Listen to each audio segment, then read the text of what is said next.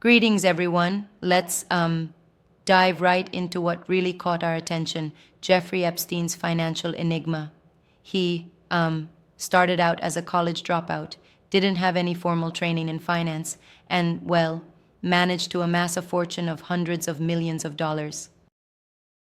Yep, that's wild, isn't it? I mean, how does someone without a traditional background end up mingling with presidents and billionaires? Exactly. It's fascinating how his story unapologetically mixes scandal with financial mystery. According to the details, Epstein's career kicked off with a high school teaching gig and then took some drastic turns into realms like dubious Ponzi schemes, secret offshore firms, and his dealings with influential figures such as Les Wexner and Leon Black. Right, and every time I hear about him, I can't help but think, was it sheer luck? Or were there sophisticated, maybe even murky financial mechanisms at work behind the scenes? It's like you're looking at a puzzle where most of the pieces are missing. There's an incessant question over where exactly his money originated. There are all these court records and media investigations that provide just enough breadcrumbs to suggest there was a system behind it all. Yeah, and it's not just about him being shady, it's about understanding the wider financial ecosystem that allowed someone like him to operate in plain sight. What do you think enabled him to bypass the conventional wisdom of financial practice? Well, if we break it down, one theory is that Epstein capitalized on the shadowy intersections of finance and high society. He leveraged connections and exploited less regulated areas, like secret offshore companies, to create a sort of financial labyrinth that obscured his true wealth sources. Right. That sounds almost like an intentionally designed maze, yes? But how do you see the involvement of figures like Les Wexner and Leon Black fitting into the picture? It's, well, kind of intriguing because these associations point to a network that went way beyond simple money making. It hints at higher level financial interactions, maybe even connections that were mutually beneficial, albeit with very questionable ethics. Epstein's partnerships with such heavyweight figures who had deep roots in mainstream commerce are like the skeleton keys to understanding how he peddled his financial influence. So, are we to interpret his dealings as a deliberate strategy, a kind of financial camouflage that allowed him to thrive amid widespread and, well, often secretive financial misdeeds? Exactly. It raises the question: did he simply stumble upon opportunities through shrewd networking? Or was there a deliberate, albeit covert, system set up to mask the true sources of his capital? And considering his lack of formal training, it's almost like he learned through osmosis from being around the right people. Yep. I wonder if this story challenges our conventional ideas about finance and success. Is it more a commentary on the nature of the financial world itself, its vulnerabilities, and how it can be manipulated by those who know where to look? That's a very insightful point. It definitely suggests that sometimes the financial systems and the people who control them are susceptible to exploitation by those who operate on the fringes. It's like a double-edged sword. On one hand, you have creativity in financial strategy. On the other, it opens the door to unethical practices. I have to say, though, I'm a bit skeptical about viewing it solely as innovative strategy. Don't you think that while there was innovation, there's also a significant element of moral disregard? It seems almost like a betrayal of societal trust. Absolutely, and I appreciate that critique.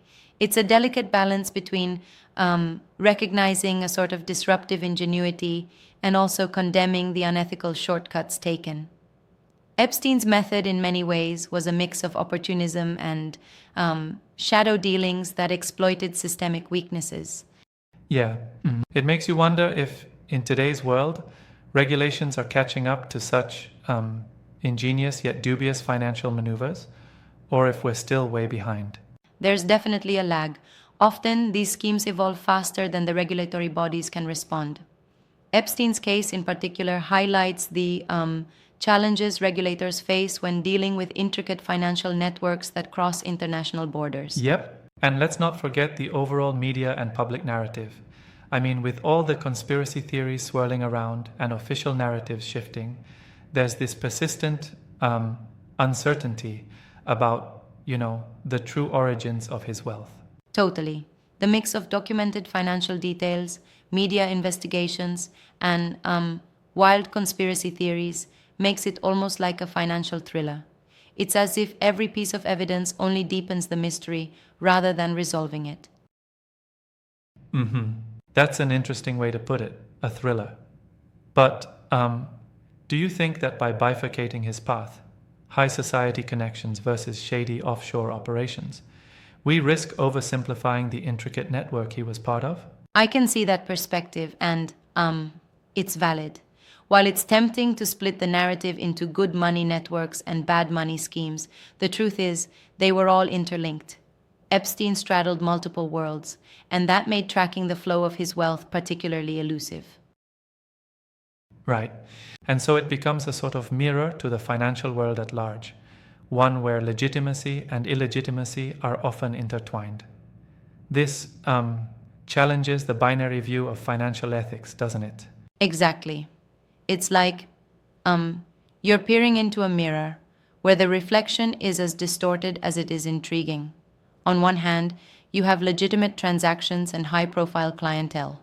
On the other, underhanded schemes and opaque channels. This duality is what keeps the mystery alive. And the fact that we're discussing it now, years later, speaks volumes about how impactful his story was. But do you feel that maybe the focus on Epstein sometimes distracts us from, examining the wider industry practices that allowed this sort of financial maneuvering? I do see your point, and to an extent, that's a fair critique. While Epstein is the unmistakable figurehead for a lot of this controversy, his story is, in many ways, a symptom of a broader, systemic problem. The financial sector, with all its loopholes and regulatory gaps, provides a fertile ground for these kinds of schemes. Yeah. So, in other words, by dissecting Epstein's operations, we might actually be holding up a magnifying glass to the weaknesses of our entire financial system. Precisely. It's a cautionary tale, really. It shows that, regardless of individual brilliance or audacity, without robust checks, even the most unconventional network can thrive. And that raises a lot of questions about accountability and the future of financial oversight. Right. Let's also consider the impact of public sentiment and media narratives in all of this. The infamous nature of Epstein's name, combined with the dramatic revelations from court records and investigative reports, has made his story a catalyst for broader debates about money, power, and influence. Absolutely. The narrative isn't just financial, it's social and political. His interactions with powerful elites have, in a way, turned the discussion into an examination of privilege and secrecy in high society. There's almost an Orwellian feel to it, like the truth is scattered amidst layers of deception and selective disclosure. And that, in itself, is unsettling. When money becomes more than currency and instead a tool for maintaining deep-seated power structures, it makes you question the equilibrium in our society. Exactly, it challenges the very fabric of transparency in modern finance. Epstein, despite his lack of financial credentials, managed to embed himself within a network that allowed enormous flexibility in moving money. It's a stark reminder of what happens when personal ambition and systemic laxity converge. Yeah. Now, one thing I consistently find intriguing is how these kinds of cases force us to confront larger questions about ethics. Even if you commend the ingenuity behind such financial maneuvers, it doesn't excuse the legal and moral breaches involved. Absolutely. There's a fine line between creative financial strategy and outright exploitation. While some might argue that Epstein's approach was, a savvy exploitation of available loopholes, it undeniably raises issues about the collateral damage inflicted upon those unknowingly caught in the crossfire. And here I'd respectfully challenge that notion a bit. Isn't it sometimes the case that in the pursuit of innovation, even in finance, ethical boundaries become hazy? Yet, we must insist on maintaining those boundaries to preserve societal trust. I totally agree, and you hit the nail on the head.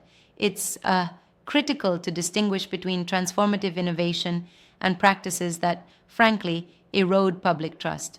The Epstein saga is, in a sense, a case study on how the erosion of ethical standards can cascade into far reaching implications that extend well beyond individual gain. Right. And that's why, even as we admire the complexity of his network, we should also be vigilant. The lessons here remain relevant for us as we examine modern financial systems that are just as susceptible to, well, similar kinds of manipulation. Absolutely. This conversation reminds us that financial expertise without ethical grounding can lead to outcomes that, while impressive in scale, are deeply problematic. In the end, it's about ensuring that such power does not go unchecked. And as we wrap up, it's clear that Epstein's story is much more than a scandal. It's a window into the vulnerabilities of our financial institutions and the lengths to which individuals may go to exploit them. Right, and I think that's a powerful takeaway for anyone interested in both finance and ethics.